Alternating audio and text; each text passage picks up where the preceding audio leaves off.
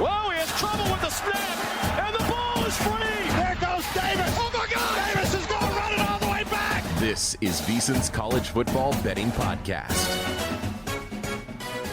Week 3 of the college football season is in the rear view, and we are full eyes ahead to week number 4.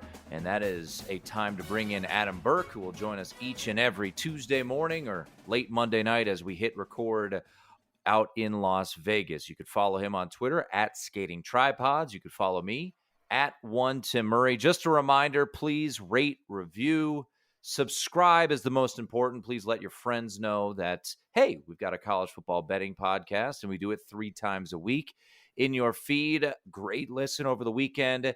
Jonathan Von Tobel, the College Lines Revealed show. If you can't catch it live on VSiN on Sundays at 2 p.m. Eastern, it's right in your feed, and a great listen on Sunday nights. That's when I always listen to it. And then myself and Adam Burke on Tuesday mornings, and then a full breakdown of each and every card, myself and Matt Humans on Thursdays. But I'm going to bring in my partner in crime, so to speak, Adam Burke, from I don't know how to describe week number 3. We don't look in the rear view all that much, Adam, and we're going to get to your stock report here in just a moment. But how would you describe week number 3 of college football? Because it was uneventful, but there were some unique things I felt like we learned from the week.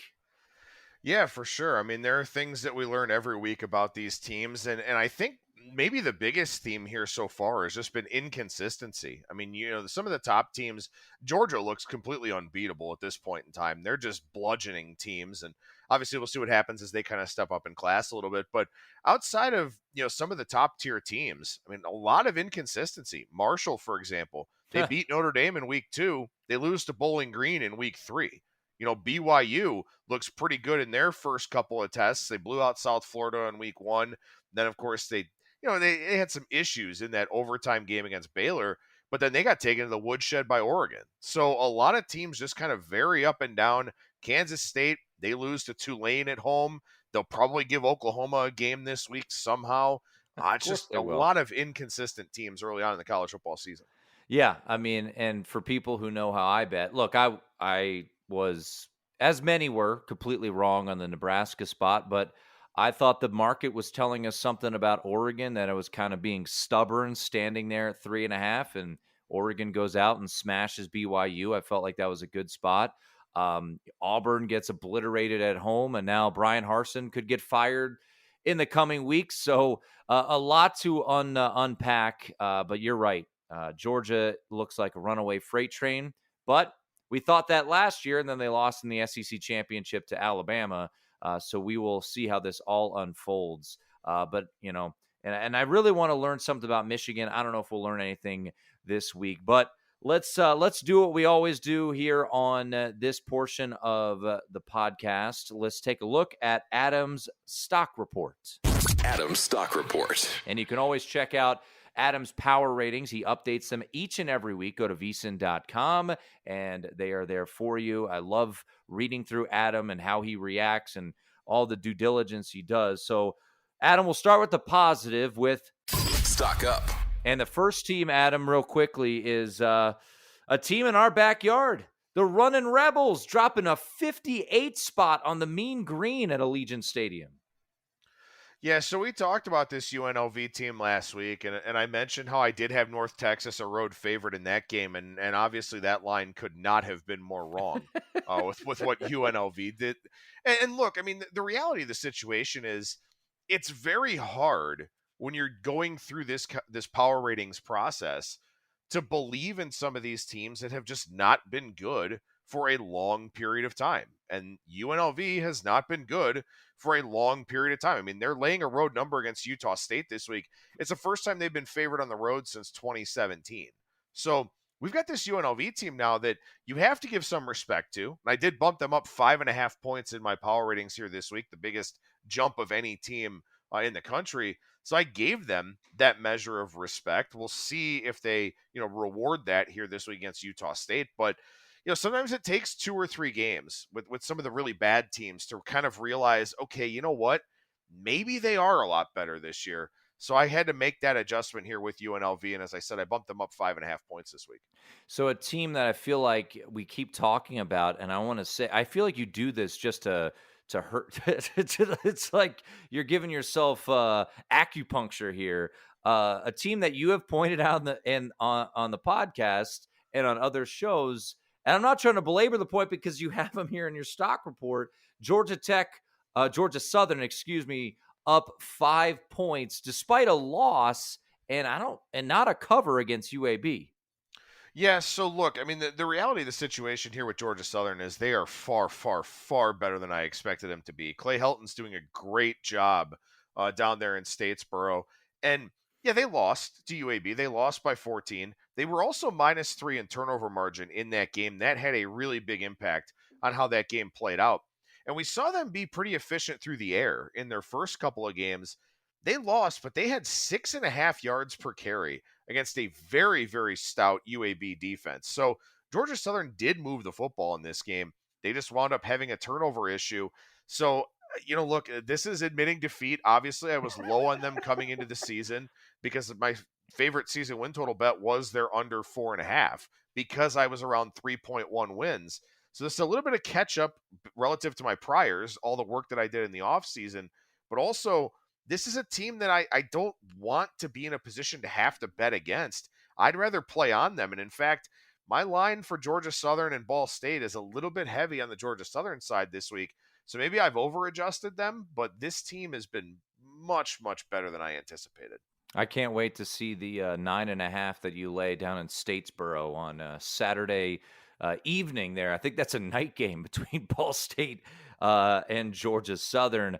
Another team that at this point, I mean, hell, you can't overlook the fact that what Kansas is doing. Not only, I thought the situational spot 2 weeks ago was phenomenal. They go to overtime against West Virginia, fresh off of the backyard brawl. They win. Obviously, they get the pick 6 to make it a 13-point victory. But then Kansas, fresh off of that game, Adam, they go and smoke Houston. And I tell you what, man, Jalen Daniels is a lot of fun to watch. If you haven't seen him yet, threw 3 touchdowns against the Cougars, rushed for over 123 yards. I don't know how long Kansas will have the graces of Lance Leipold on their sidelines, but they're a team that continues to be on the rise in your power ratings. Yeah, I mean, he may be the best coach in the country, given the context of this situation here of making Kansas not only look competent, but look really fun. As you mentioned, Jalen Daniels runs this offense very, very effectively. I don't know how good Kansas's defense is. I guess we'll kind of have to wait and see. But their offense has been a ton of fun to this point here. And to your point, I don't think Lance Leipold will be in Lawrence much longer. Nebraska may just kind of put a blank check in front of him. There will be other coaching vacancies as well. Maybe Nebraska wants to go after Matt Campbell. I don't know if he wants to get involved in that gig. But in any event, I moved Kansas up 4.5 points here this week, and that was one of my bigger leaps from around the country. But got to respect it. You got to give them respect, and the market's giving them respect. This is the first time since 2009 that they've been favored against a Power 5 team.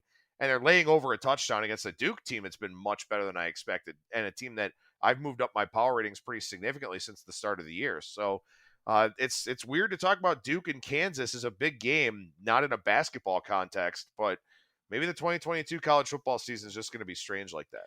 Well, I hope for the fact to all the Jayhawk fans out there, and I've been told there are many that listen to this podcast.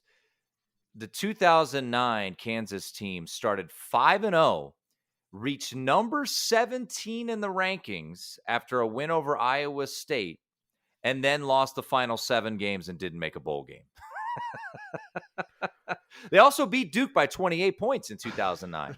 So to the Jayhawk faithful out there, hopefully that statistic or that trend that Adam brought up isn't something that plays out true. But no, they've been a lot of fun to watch, and as he mentioned, a touchdown plus favorite in this weekend against Duke. And then Adam, the final one we want to hit on stock up would be the Washington Huskies. I actually took a little on Washington at -2 earlier in the week. They closed 3.5, and Kalen DeBoer wherever he goes, he wins. I mean, the track record for him from Indiana to Fresno, now to Washington, and I know it even goes back further, has been impeccable, especially against the spread. Washington continues to thrive. And what's interesting, Adam, is you look at their schedule, no USC, no Utah. Very interesting to look at this Washington schedule. No more divisions in the Pac-12. So I don't think it would be stunning. And maybe I don't want to put the cart before the horse, Adam, but it wouldn't be the craziest thing with no USC and no Utah to see Washington in early December in Las Vegas. Yeah, for sure. I mean, Oregon had a really nice data point last week, but I think we'll kind of have to see as we go forward what the Ducks actually look like. But Washington, I moved up 4 points in my power ratings here this week, and I've moved them up 8 points now since the start of the season, where they've gone from about 50th in my power ratings up into my top 25. And look, I mean, last week I had Michigan State minus 3.5 in this game in my power ratings, and clearly that was off as well. And I think that's kind of a lack of adjustment to the work that I did in the offseason, but also just not really realizing the fact that Washington, with as bad as they were offensively last year, they were still a top 25 defense in a lot of metrics. And now with Kalen DeBoer, with the play of Michael Penix Jr., who's been light years better than I could have expected, now Washington has an offense to go with that really good defense. So I may continue to move this team up. We'll have to kind of wait and see how things go as we go forward. But as I said, I mean, I had them about 50th coming into the year. Now they're in my top 20. So giving them the respect that they deserve. And I wish I would have done that a week prior to taking a bet on Michigan State plus 3.5, which never really had a prayer. I want to point this tweet out, and I'll give a shout out. At Extra Half Point tweeted this out, and our mutual friend Brad Powers retweeted it. Kalen DeBoer's last 6 years, he was the OC at Eastern Michigan in 2017, Fresno State OC 2017-2018, the Indiana offensive coordinator 2019. Then he was the head coach of Fresno 20 and 21, and now he's the head coach of Washington. ATS, he is 53, 22, and 1. That is 70.6%. That is unbelievable for Kalen DeBoer-led offenses or the teams that he's the head coach of the last 6 years. Well, and I think that, that's a really important point to make, obviously, for the situation with Washington specifically, but just to illustrate how much coaching matters in college football. Because, again, we're talking about Eastern Michigan, Fresno State, Indiana, back to Fresno State again. We're not talking about teams that are recruiting a bunch of 4- and 5-star athletes. We're not talking about programs that can recruit at a national level like the Ohio States and the Alabamas and the Georgias of the world. A lot of regional kids coming in, a lot of JUCO transfers that they have to assimilate into the offense or into the defense. For DeBoer to do that in the places that he's done it, I think really speaks to how good of a head coach he is. And obviously I underestimated that from a power rating standpoint. And that's something that I think we really need to focus on a lot more, whether it's a coordinator or a head coach. We just talked about Kansas and what Lance Leipold's done there. Buffalo was damn good while he was up there with the Bulls too. Like, coaching matters a ton in college football, and we're seeing that play out quite a bit. Clay Helton at Georgia Southern, team I just talked about. Maybe he's not a good fit for a high-profile job like USC, but he's got Georgia Southern going in the right direction right away, going from an option to an air raid. I mean, it's crazy what they're doing. And so I think it's important to keep those coaching changes in mind. And maybe that's a lesson for me to learn here with adjusting my power ratings is when it's a new coach and it looks like it's better, don't wait. Just go ahead and adjust that team up. All right. With the good, always comes the bad. So from stock up, we head stock down. All right, Adam, let's take a look at the team that took the biggest hit, and a lot of it is injury related. I did a classic Tim Murray move. I paused Fresno State USC, I think at half, went out, walked the dog, got everything situated, sat down on the couch, put the phone upside down, put it to the side, ready to watch the rest of this game, and then Jake Haener rolls his ankle and it looks horrible, and USC runs away with it. And that's where we lead off. Fresno State, without Jake Haener, as you mentioned, a Fresno State team that, when you have really good players, and Jake Haener, I think, will be in the NFL one day, maybe next year as a quarterback. When you lose him, the drop-off is significant, and this is no knock on Logan Fife, but I would imagine a big knock in your power ratings for Fresno State with the injury to Jake Haener. Yeah, and we'll have to see what happens here because Fresno State is on a bye this week, and then they play at UConn. So you figure Logan Fife will go play that game at UConn, and they can probably beat UConn without Jake Haener. After that, though, they play on the road and the Smurf turf against Boise State. So we'll see if Haener is able to get back for that October 8th game. They said it was a high ankle sprain. I don't know how long it'll take him to come back from that, but I did drop them 8 points in my power ratings. I feel like 7 or so is a pretty good adjustment for losing Haener. They also lost one of their key defensive players, star safety Evan Williams, in that game. So 2 of their leaders, one on each side of the ball, being out. I wound up dropping the Bulldogs 8 points. Don't know if that's accurate or not because there's no game for them this week, but it is kind of a touch and go, sort of keeping an eye on the news situation with Fresno State. The next team is one that we'll have some discussion on, and not in a negative way. I just want to talk it out, is Notre Dame. You dropped Notre Dame. Your second most. There's another team that has as big of a drop as Notre Dame.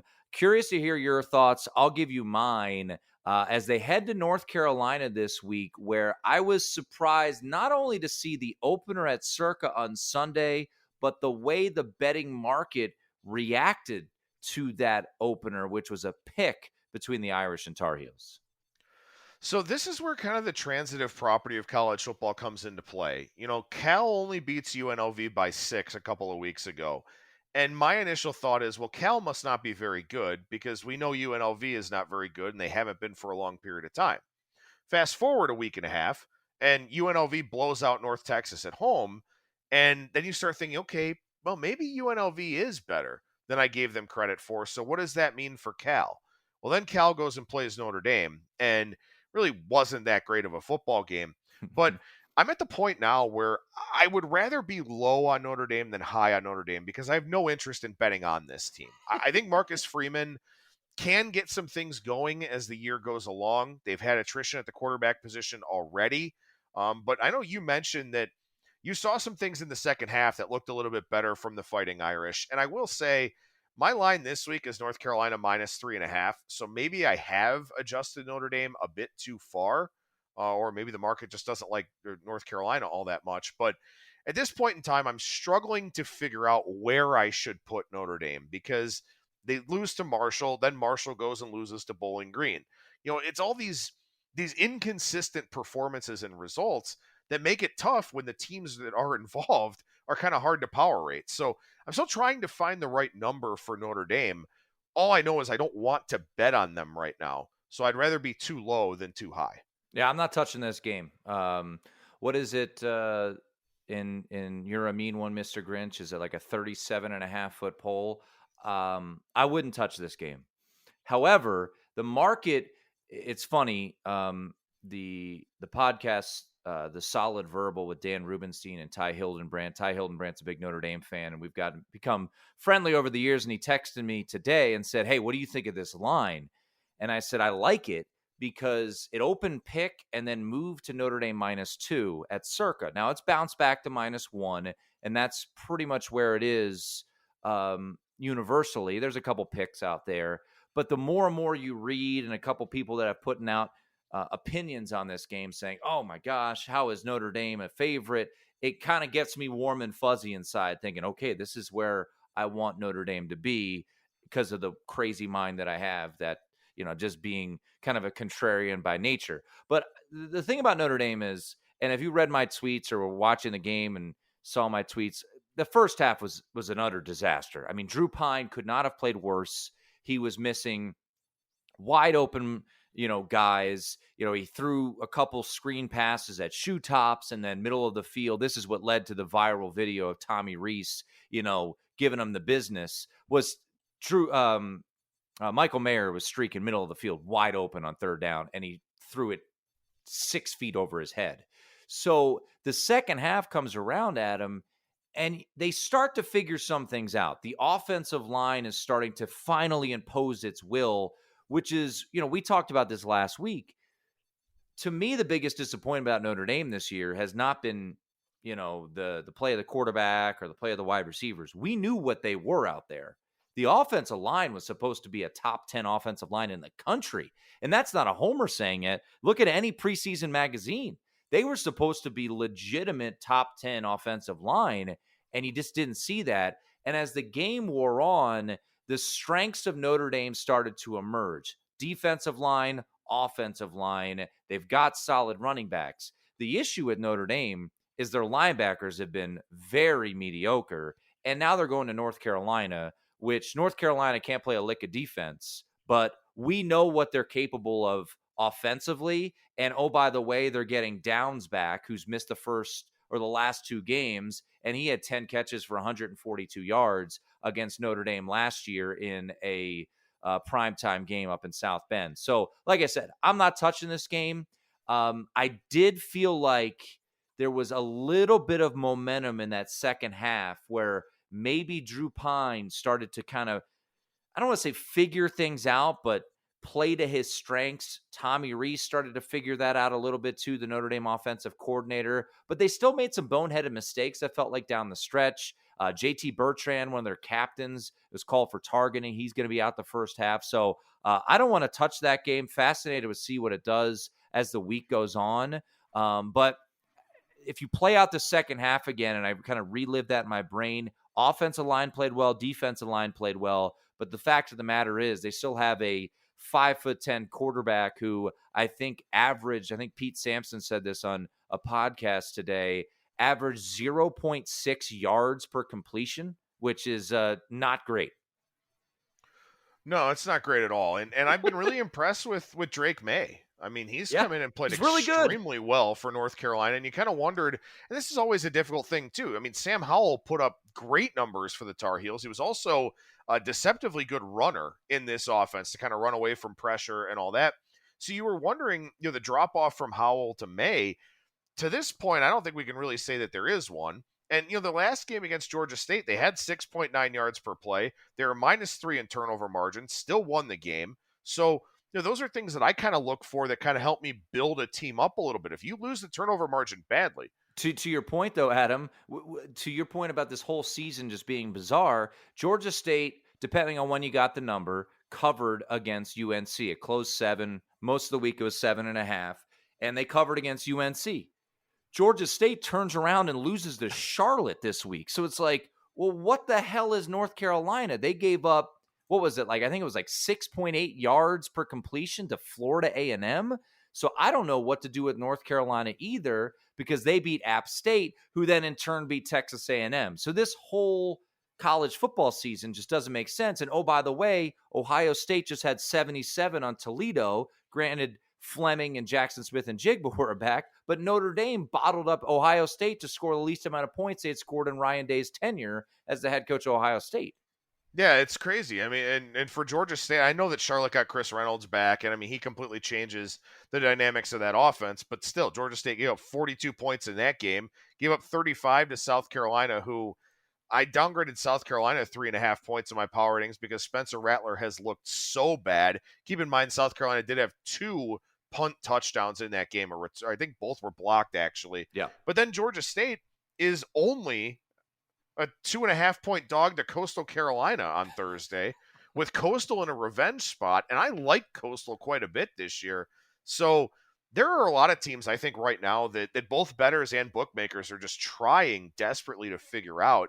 And it's hard to do, especially with these non-conference games where it just seems like anything can happen, where you've got the transfer portal, you've got college football free agency, all the JUCO guys coming around. I think a lot of these group of 5 teams are just kind of hard to figure out, but it seems like some of the Power 5 teams are too. Yeah, and I think Notre Dame is case in point. I remember talking to one respected bettor that I know, and he was like, I upgraded Notre Dame after Ohio State, and then they go lose to Marshall and look the way that they did to Cal. So it's impossible to fully gauge these teams. All right, enough of Notre Dame. Another team that you downgraded 5 points, was one that went out to the Pacific Northwest. We talked about the team that beat them, the Michigan State Spartans, a downgrade this week in your eyes. Yeah, maybe I'm just a little bit pissed off at them for not coming anywhere close to covering the 3.5 here. But Peyton Thorne doesn't really look the part. I mean, beating Akron badly is one thing, but then they were really not competitive in that first half at all against Washington. They would have had no chance trying to keep pace with Penix in that offense. It seems like they're having a problem adjusting to not having Kenneth Walker, who was just a guy that he just handed him the ball. He was a battering ram. He'd run for 150 plus yards, and that would kind of be it. But also something that I didn't really think too much about, and this is something that was kind of brought to my attention, of course, after the Washington game, is, last year they had a lot of games that they won close. There were a lot of close wins for this team. They kind of fell on the right side of turnover margin in some of their games that were close. And that's typically something that winds up regressing a little bit. And I'll say this, I think kind of in general, I was a little bit too high on the Big Ten overall coming into this season. I know Ohio State has had their struggles. Michigan's looked great against an absolutely awful schedule. But a lot of other teams in the Big Ten have struggled. Wisconsin losing outright to Washington State. Iowa setting offense back 100 years. A lot of teams in the Big Ten have struggled here in the early going. And maybe I just kind of overrated the conference as a whole. So I made a big adjustment to Michigan State here. And in fact, I maybe haven't gone far enough because I do still have them a slight home favorite against Minnesota here, whereas the market likes the Golden Gophers as the favorite. All right. I'm going to get to a team that I'm thrilled by the way this season has started. And this is no knock on our good friend and colleague, Mike Pritchard, who is a proud alum and saw some positive days from the Buffs. Won a national title, granted disputed. There was no block in the back on Rocket Ishmael's punt return. But Colorado, you can't downgrade them enough, Adam. They're 0-3. They've been outscored 128-30 by TCU, Air Force, and Minnesota. I still don't know how I laid minus 190 and I laid $2. I just never understood why 3.5 was the win total at a book in Las Vegas. It didn't make any sense to me. I know there are plenty of people that we know, that we respect, that we work with, that had less juice on 3.5 under on Colorado. You can't downgrade them enough. They are a disaster, and their athletic director, Rick George, had to send a letter out to the Colorado faithful this week, talking about the just disaster that is their football program. Yeah, they've been outscored 128-30 in their 3 games here so far. Just to illustrate where I have Colorado in my power ratings currently, they would be favored on a neutral against UMass, FIU, Hawaii, Akron, New Mexico State, UConn, Nevada, Louisiana Monroe, Temple, and Charlotte. That's it. Those are the only teams I would have Colorado favored against on a neutral right now. They are 121st in my power ratings, which is remarkably sad for a Power 5 team. And it's funny that, remember, I think it was the COVID year where Carl Durrell got off to such a nice start. And everyone's like, well, I didn't like the hire, but wow, this seems like it's going to work out. Apparently not.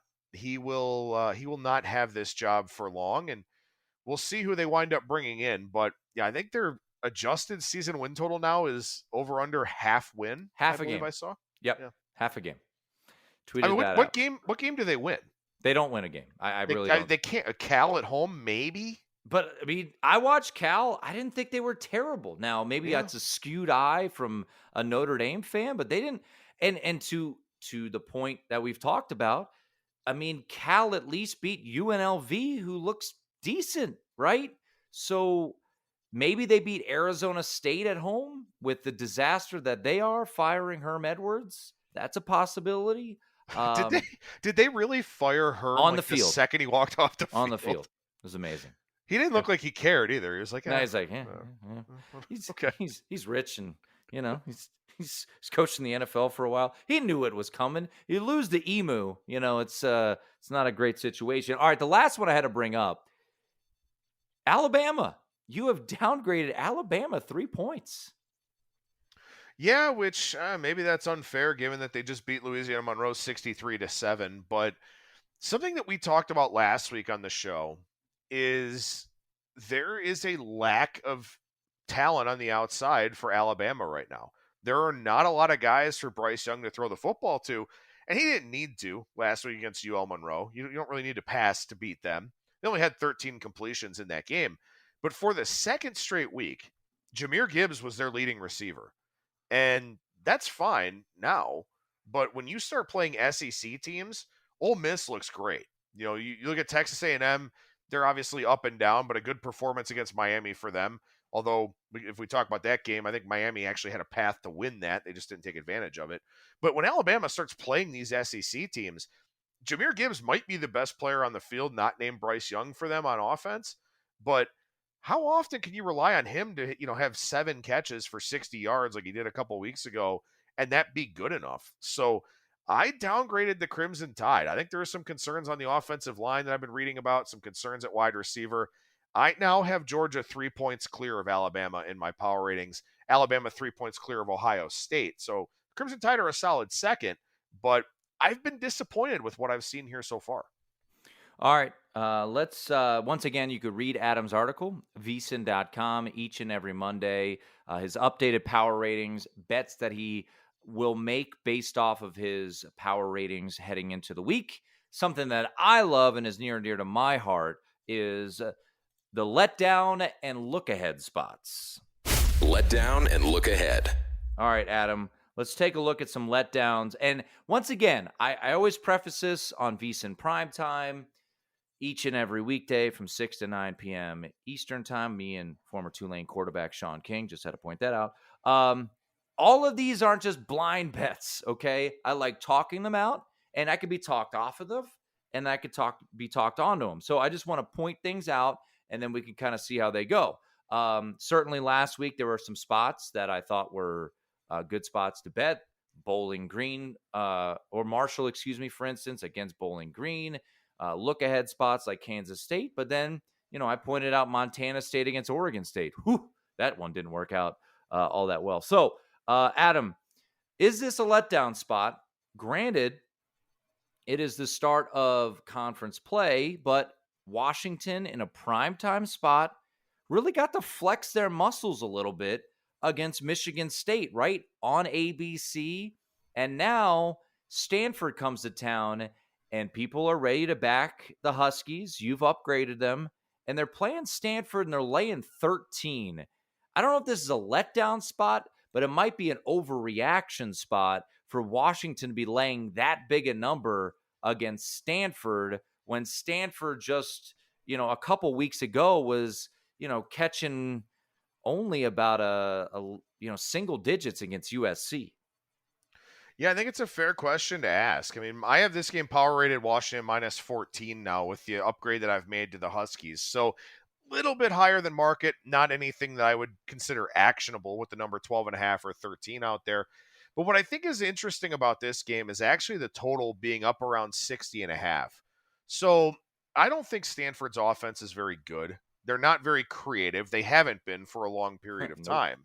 So the fact that this total is in the 60s kind of suggests to me that Washington is going to be able to continue their offensive prowess, is going to be able to put up some numbers here, and I don't think Stanford can follow suit. So the total kind of pushes me towards looking at Washington. If we're expecting a game that's a little bit higher scoring, that very much favors the Huskies. So I don't think I'm going to play this game, and it could be a little bit of a letdown situation, but I think Kalen DeBoer is just such a good head coach that it's also important to put that into context, right? We talk about these not being sole justifications for a play. Some coaches are going to do a better job than others of making sure that their teams are focused, making sure that their teams are ready to go. I think Kalen DeBoer is going to look at this exactly the way you did earlier on in the show and say, boys, we don't play USC. We don't play Utah. Let's go ahead and run the table here and get ourselves into the conference championship game. And it starts here against Stanford.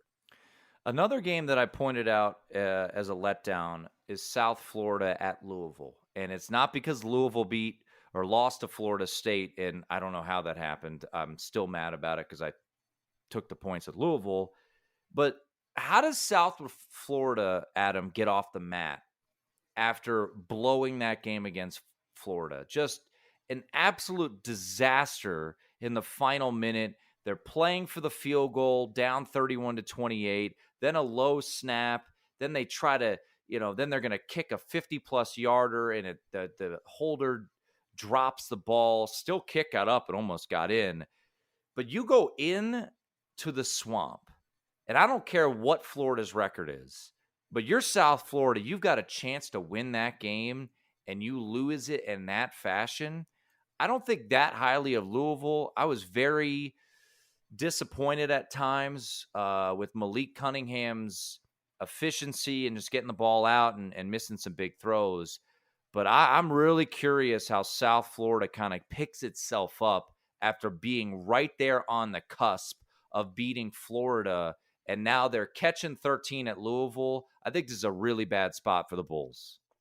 It's definitely not a good one. I mean, to your point, they had a plus territory fumble on the first drive. They had a pick six. They had a pick late in the fourth quarter that wound up being a short touchdown drive for the Gators. That game was absolutely there for the taking. And they weren't super impressive against Howard. And obviously that was a weird game against BYU with a long weather delay and all of that. I think that the one saving grace here is you can look at this and say, all right, we get another opportunity here against a Power 5 team. We get the chance to go on the road, take on Louisville. It'll be an early kickoff. I don't know how jazzed the Cardinals fan base will be for this one. I think if you're South Florida, you go into it and say, look, now we know that we can play with Power 5 teams. We know that we can play with somebody. So let's go out there and try to do it here with Louisville. And the hard part for Louisville is everything is so dependent on Malik Cunningham that if he's not great, they struggle. So it's not a good spot for South Florida. My line's 11.5 in this game, so I don't know if I'll be playing it, but I think that maybe there's enough there for South Florida to avoid a letdown. But like you said, I mean, the chance to beat Florida has to still be on their minds. Well, I want to get to another team. I'm going to skip over Liberty because they play Akron. I don't know. I feel like Akron, you just avoid letdowns when you play the Zips. So shout out Joe Moorhead. Shout out to my alma mater. Yeah, you're right. Adam's alma mater. This line on this particular game has been all over the place. Open 17, down to 13, down to 12, to 14, down to 12.5 to 14. Now it sits at 13.5 at time of record. And that's South Alabama hosting Louisiana Tech. South Alabama has been really good this year. They should have beaten UCLA. They lose at the gun on a field goal out in Pasadena in front of, I think, 13 people. And now they're laying 13.5 against Louisiana Tech. I'll be honest. You're kind of the group of five guy. I just look at this as a situational spot saying, man, South Alabama out in Pasadena almost beat UCLA, and now they have to turn around, play Louisiana Tech, and they're laying basically 2 touchdowns. The market has told us that this is probably a letdown spot, considering it's dropped 3.5 points from the open. So what do you make of Louisiana Tech and South Alabama? South Alabama coming off of a really close loss to UCLA. If you want to bet on the Jaguars, you're paying a premium. This is a team that the market has isolated as being really, really solid, and understandably so. I mean, I think they are building something there in Mobile with this team. They're very experienced at quarterback. I like the coaching staff quite a bit. Kane Womack is a young guy that will probably use this as a springboard to get kind of a lower tier Power 5 job. But as you said, this is a really tough spot because they honestly could have and maybe should have beaten UCLA last week. Now they're in a situation where they're not the hunted, they're not the one doing the hunting, they're the one being hunted. And I think it's just a different mentality when you talk about a team that's not really accustomed to being in a lot of these sizable favorite roles. With that said, I mean, I don't know what Louisiana Tech is. Missouri is not a great team. That's not a good look, that 28-point loss that they had in week 1. Beat Stephen F. Austin, so be it. Gave up 48 points to Clemson. I mean, Clemson's offense is really not much to write home about. So I think there's a lack of trust for me in both of these teams here, to be totally honest with you. In that situation, I would kind of lean towards the dog if I don't trust either team, because the team that's favored by 2 touchdowns has to perform at a clearly higher level to be able to cover that number. But at this point in time, I think the biggest takeaway is it is the top of the market for South Alabama right now. And if they do win and cover this game, their perception's only going to go up. Yeah, and I think week 1, I think Van Pelt pointed out in his winners, he took the Jags against Central Michigan, and they won that game outright, very impressively. So we will see. I haven't made the bet yet, but I would lean towards the boys from Ruston in that one. This is a bet that I already made just based off principle. I was all over Tulane last week. I wrote it up for vsin.com, gave it out in the podcast. Wish I had taken money line. And they go out of Kansas State and they win. And Willie Fritz's squad continues to, play the role of the underdog well. And now they come back home and they're playing on a Southern Miss team. And you and I actually talked about Southern Miss, I want to say in the offseason, maybe on the nightcap. This is a team that people that you and I respect in, the college football handicapping world have had high thoughts of Southern Miss. And now the Golden Eagles are catching 13 against Tulane. Similar, I feel like, to what you said about South Alabama. You're paying a premium right now on the green wave. I took the 13 with Southern Miss. If Ty Keys is playing like he did last week, this is a good Southern Miss team. Not great. Tulane's better. That's a lot of points, especially after a win, and a big win over Kansas State. It's a lot of points. I mean, my line's 14 on this game after making an adjustment to Tulane. And also, I did downgrade Southern Miss when they had the quarterback injury issues. I don't think I remembered to pull them back up a little bit, though. So if I had remembered that, my line's probably 11 or 12 here, which would have been, maybe a little bit more in line with the market. But not only just coming off of the Kansas State win, which was a big one, not only for the program, but also for Willie Fritz, who is a Kansas native. So that one meant a lot to him. But they play Houston on a short week next week in their conference opener in the AAC. So now you also have kind of a double spot for them with a letdown and something of a look ahead with the start of conference play, because, when you're a team in the group of 5, your goal is to win your conference. You're not going to the playoff or anything like that. You want to win your conference, which means starting out on the right foot here with that game against Houston coming up on Friday night. So I would definitely look towards Southern Miss in this one, especially with, Ty Keys coming back, looking a little bit better. He got out very early in that Northwestern State game. He did his work. I think he threw 3 touchdown passes and left the game after like 8 attempts. But Southern Miss is a team that, as you said, people do like them. And honestly, again, similar situation, right? They played Liberty very close in their first game of the year. Liberty just took Wake Forest all the way to the final bell. Liberty's a pretty solid team. Southern Miss hung in that one. Some losses kind of grade out better than others. And I think that loss for Southern Miss, albeit at home, but they had the quarterback injury in it. They had to go Wildcat in that game, and they still hung around. Southern Miss may be a little bit cheap here this week. I think you're on the right track with that one, Tim. Yeah, and I'm looking into the crystal ball. I'll probably writing that one up on vsin.com, because that's what we do. We love a team one week, and then as soon as they do something good, we turn on them, and we want to bet against them. Real quickly, I don't want to go too in depth on this one. Bowling Green, they go to Mississippi State. What a win for them. Huge for my win total, by the way, just keeping things personal. Because they lost to Eastern Kentucky. They get the win over Marshall. Do they get their doors blown off by Mississippi State after Mississippi State just lost to LSU? I'm pretty upset with Mississippi State. I know you and Humans were on LSU in that one, getting points at home in Death Valley. Mississippi State did not look good at all in that game against LSU. Clearly, Bowling Green is not LSU. So, I would certainly expect the Bulldogs offense to look a lot better here. 30 is a hell of a lot of points, though, for a Bowling Green team that, you mentioned it. You bet their season win total over. Our mutual friend Brad Powers, a Bowling Green alum, he really liked the Falcons coming into this season. A lot of continuity, a lot of returning production. Seems like they've got a pretty decent head coach there now in Loeffler.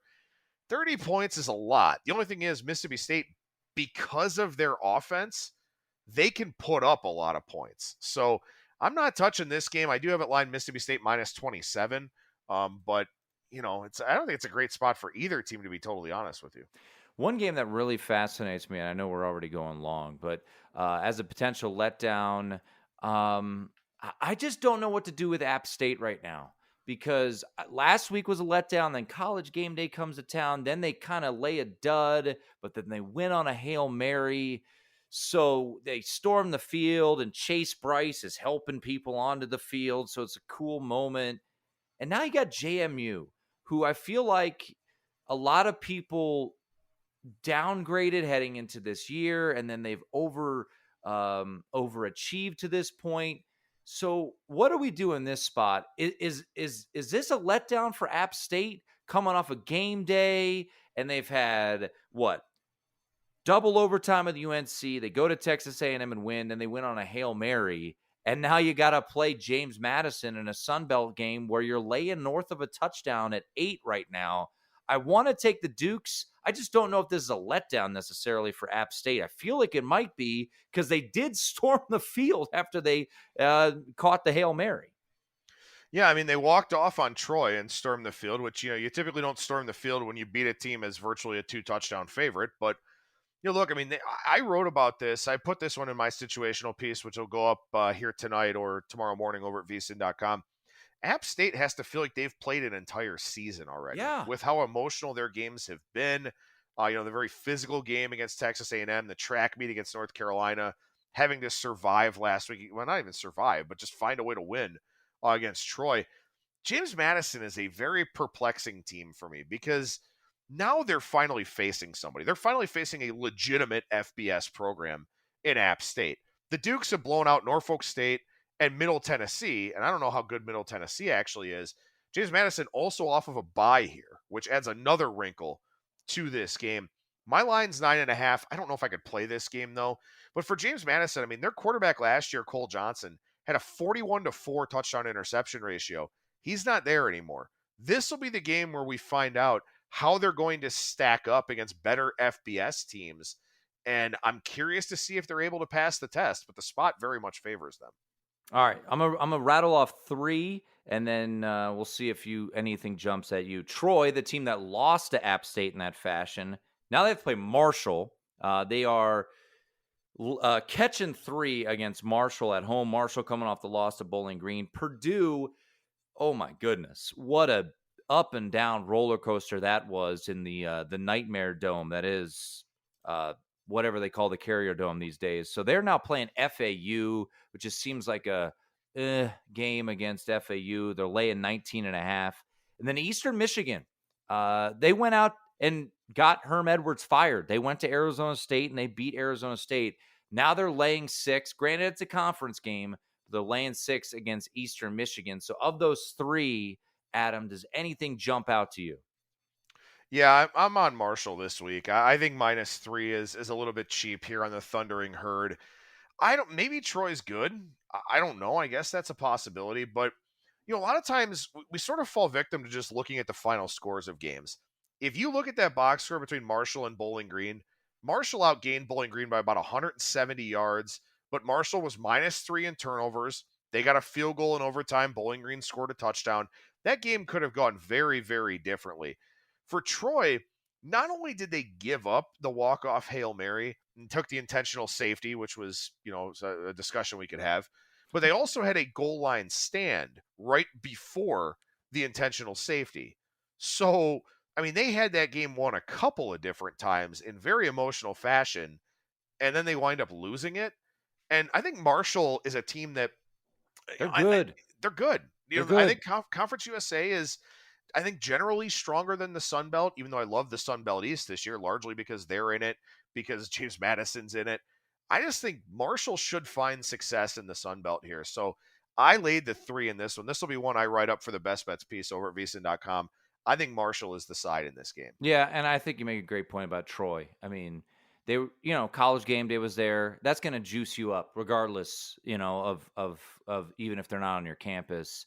And I mean, the video of the sorority sisters watching that game and then thinking they had beat App State, that just sticks in my mind. I don't know if anyone's seen that viral video. So, all right, I agree on that one. Eastern Michigan, getting Buffalo. That doesn't get me all that juiced that much. Purdue, man, I don't know, man. That was a roller coaster. What a game that was, Syracuse and Purdue. A couple potential look-aheads, and I'm curious to get your thoughts. Iowa gets Michigan next week. This week, as you alluded to earlier in the pod, or maybe it was off the air, against Rutgers. They get Rutgers. Iowa... 35.5. What a total. So I want to point something out. So I didn't I have, like many of us, so I have my personal bets. I'm in the William Hill contest, and then I have another pick'em pool that I'm in. So I kind of like, all right, I'm gonna make my normal bets over here, William Hill bets, and then usually with the pick'em pool, it's like experimental. And there are a couple games where like I kind of like it, but I don't really want to bet my money on it. So I laid 23.5 in this pick'em pool with Iowa. And I thought the game got canceled. And I went out, I'm watching the Fresno State game. I come back and I just pull up my phone and I see some video of a cornerback from Iowa saying, I'm ready to go to bed. And then I look down at the score. I'm like, oh my God, they finished the game against Nevada. It lasted, 9 hours in totality? And now you have an opportunity to play Michigan at home. It's going to be a noon kickoff, I believe, was announced. And you got to go on the road, play a night game at Rutgers. I don't know, man. I can't lay 8 with Iowa on the road. I laid 23.5. I think Rutgers, maybe they're up for the challenge here in this spot. Greg Schiano, night game, 35.5 point total. Might have to take the points with Rutgers here. Yeah, and Rutgers is a really tough team to figure out because they beat Boston College by a point in their first game, blew out Wagner, who's one of the worst football teams on the planet, and then beat Temple by 2 points. Barely, by the way, yeah. They need a pick six. By the way, with Kurt Warner's son getting the start in that one. We didn't mention it either. Colorado, one of Josh McCown's kids played in that game too, in case everybody out there wants to feel old. But yeah, I mean, also you've got a total here of 35.5. So the idea of Iowa winning by margin is not really something I want to invest my money in. I mean, they scored 41 points in 3 games. So that's not really something all that exciting. By the way, last year, Wisconsin and Iowa, 35.5 was the total in that one in week 9. That was the lowest total in an FBS game since 2016. So if this one goes down to 35, it'll be the lowest total in about 6 years of FBS college football. And that's, of course, considering we also get Army Navy every year. But yeah, I wouldn't bet Iowa with anyone at the network's money this week. Well, for those who like to look at how the market is playing, the market has backed Iowa at least early, open 6, up to 8 at circa at time of record. NC State, UConn, Ole Miss, Tulsa. NC State gets Clemson next week. Ole Miss gets Kentucky. Anything intrigue you in either one of those 2 games? No, I'll say this. The Ole Miss has looked really, really good. And I realize that they, played Georgia Tech, who's awful. And I wish I would have played that one. I had a little bit of an overlay. I knew Georgia Tech was bad, really bad. Turned out to be extremely bad in that game. Ole Miss looks pretty good, though. Jackson Dart looks pretty good. Lane Kiffin can coach, too. Also, Tulsa, they've had some coaching turnover here. They lost their defensive coordinator, Joe Gillespie, who's actually with TCU, a team that I want to talk about here in a second. But Ole Miss has looked good. So I don't really worry too much about them in bad spots. All right. Well, let's, before we get to our final segment, which we get to use the Fun Belt sounder, TCU SMU was a game you targeted. I don't know if SMU necessarily was in a letdown spot, but it worked out because Maryland did get to cover 34-27. And now we get this TCU SMU game that you pinpointed last week. Total of 69.5. TCU is laying 1 on the road at SMU. So the floor is yours, sir, on the battle for the Iron Skillet. Well, if anybody wants to win a bar bet at some point in time, Sonny Dykes here, being the head coach at TCU, now was the head coach at SMU from, I believe, 2018 to 2021. He's the 3rd coach to be on both sides of this rivalry, joining Ewing Freeland and Matty Bell. So in case anybody, can win a bar bet or something like that, Sonny Dykes, Ewing Freeland, and Matty Bell, the only 3 guys to have coached both of these teams here in this rivalry. SMU's won 2 in a row. They're looking for 3 in a row for the first time since they won 15 in a row from 72 to 86. Of course, you had the Pony Express at the tail end. They've really been building that up here throughout the course of the year with their marketing and all that. Fascinating game. These 2 teams hate each other. There's an extra layer now with the Sonny Dykes thing, too. I don't know who's going to win this game. I have a little bit of value on SMU. I don't think I'm going to play it, but I want to watch this game because this is going to be fun. This could be a very high-scoring game, too, with a total of 69, which is nice. Should be a lot of fun there in the DFW area. Well, fortunately for us, this game will be televised on one of the ESPN families of networks. So I'll be able to watch it on ESPNU, noon Eastern, unlike Oregon State USC. I'll just leave it at that. Just leave it at that. 2 undefeated Pac-12 teams. One team's in the top 5 in Corvallis. 15 years ago, there was a massive upset on a Thursday night. But yeah, I'm glad we won't get to watch that game on a network that won't be named. All right, let's wrap it up. Let's get a little Fun Belt sounder in here. Fun Belt. And we do have a Fun Belt, and we have a weekday game. And that's what, as the year goes on, folks, we're going to be focusing, even though we just spent like an hour talking about look-ahead spots, we are going to focus on some weekday games. And I'll let you have the floor here, sir. Coastal Carolina at Georgia State. Georgia State is winless after they lost to Charlotte. They get another opportunity back at home.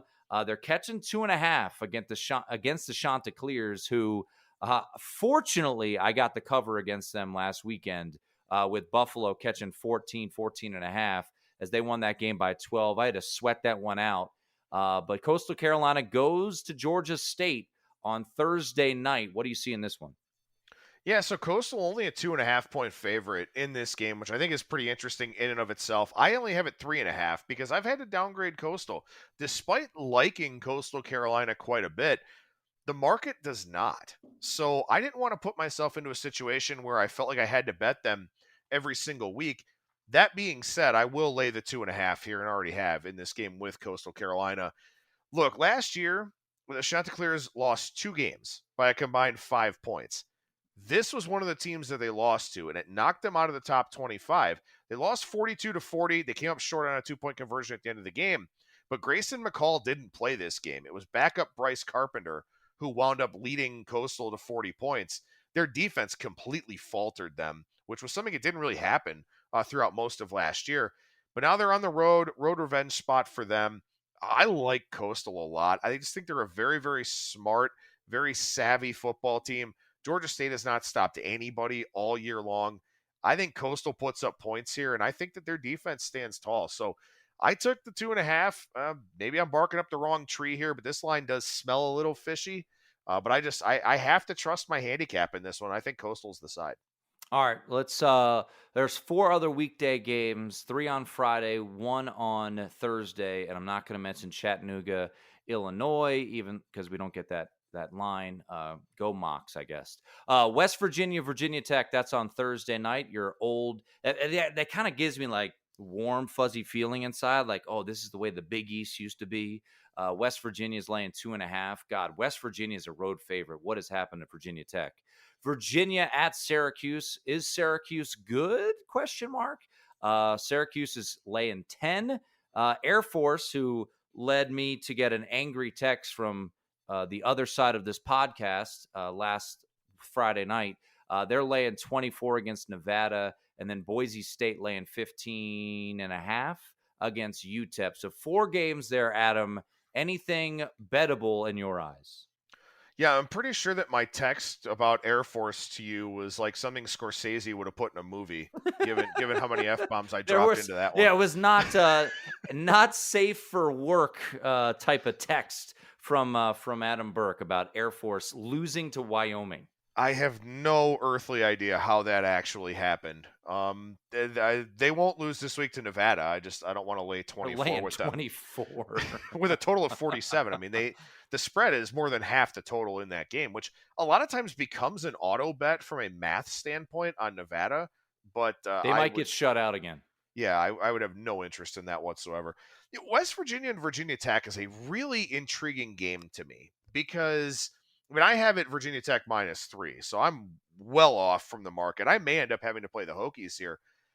I know they lost that game to Old Dominion, but you and I talked about that coming into that game and then talked about it the week after as well. -5 in the turnover margin? Yeah, I mean, that was a game that Old Dominion really had no business winning. If you look in terms of yardage, yards per play, all that, but Virginia Tech turned the ball over 5 times in that game. They've been better against Boston College and Wofford in the last 2 games. And West Virginia gave up 55 to Kansas. They gave up 38 in the backyard brawl to Pitt in a game that was definitely back and forth.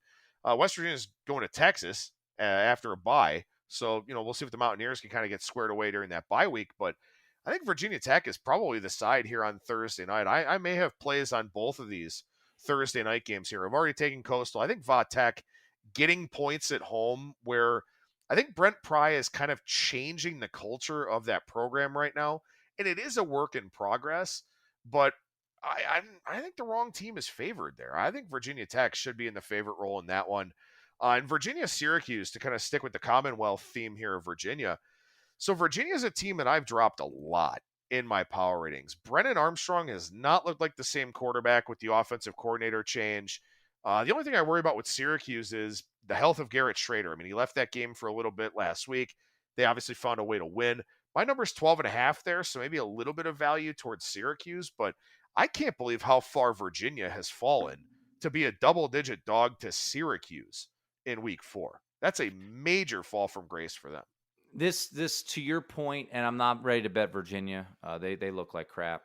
But this might be the peak of the market on Syracuse. They just won the crazy game against Purdue.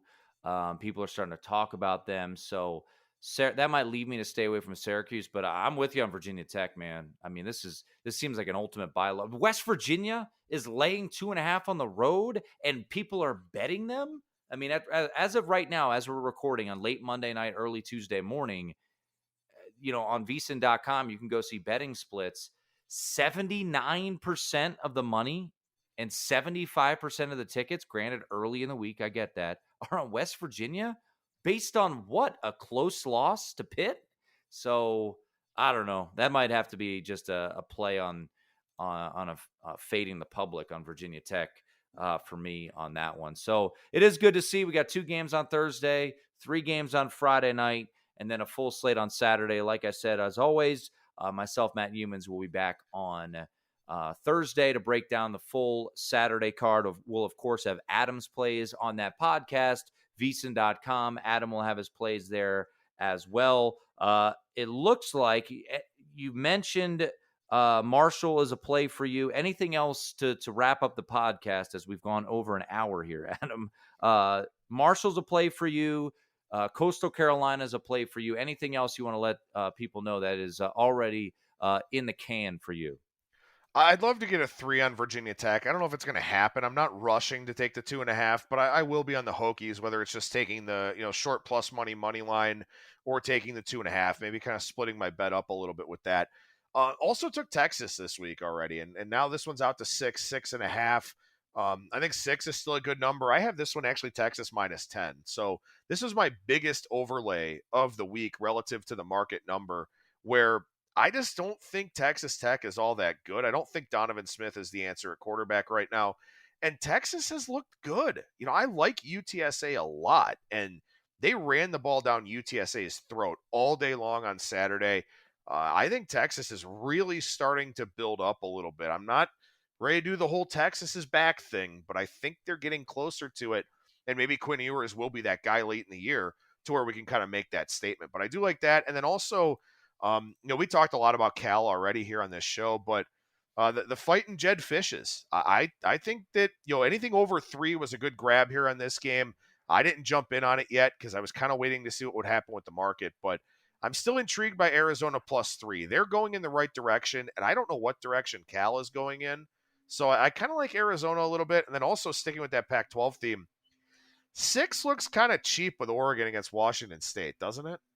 Well, Washington State off to a 3-0 start, crazily enough. I want to go back to Cal. I left that off my letdown spots. I think that's a letdown spot. You went to Notre Dame, first time since, not that it matters, but 1966.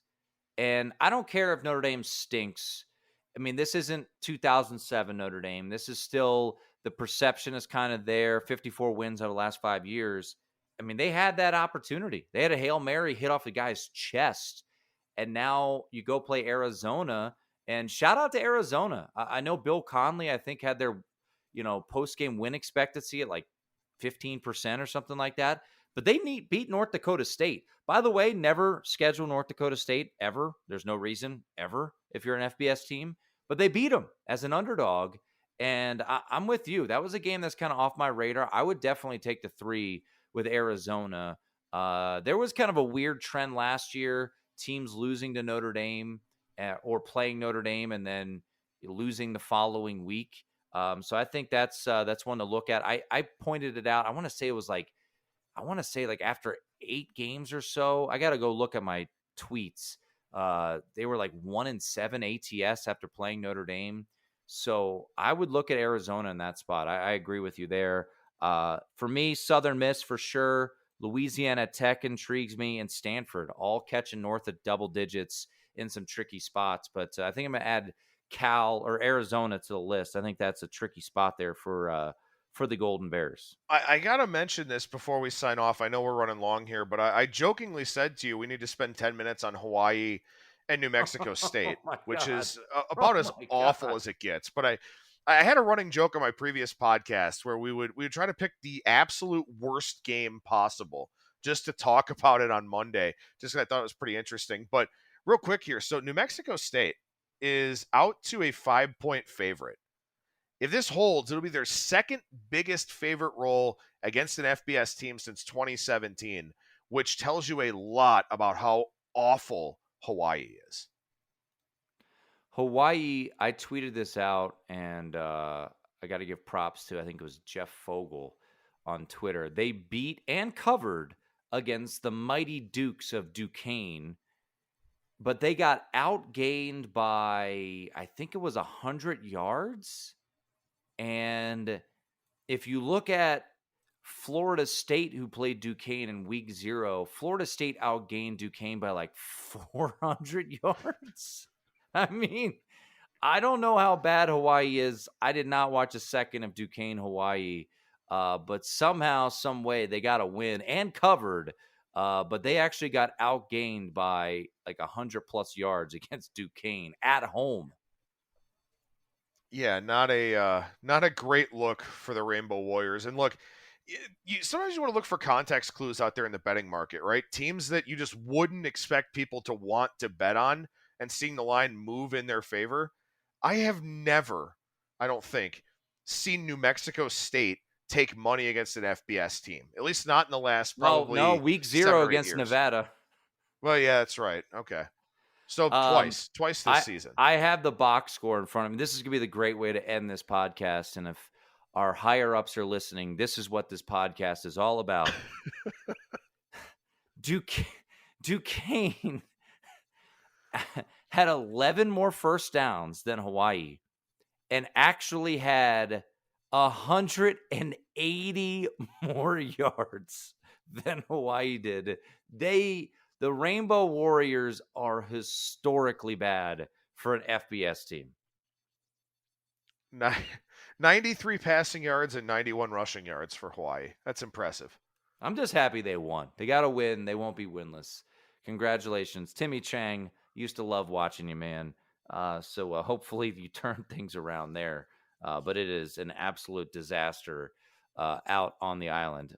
All right, Adam, that's going to do it. We have gone well over an hour. But that's what tends to happen when we've got a lot to talk about. Once again, check out all of Adam's written work on vsin.com, situational spots, his updated power ratings, and of course, he's part, as am I, of weekly write-ups on games that we like.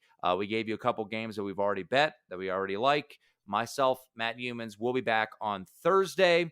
For Adam Burke, follow him on Twitter, @SkatingTripods. I'm Tim Murray, back with another installment of the VSiN College Football Betting Podcast on Thursday afternoon. Please rate, review, subscribe, let people know, let family members know. Let's get this bad boy rolling. We'll talk to you on Thursday right here on the VSiN College Football Betting Podcast.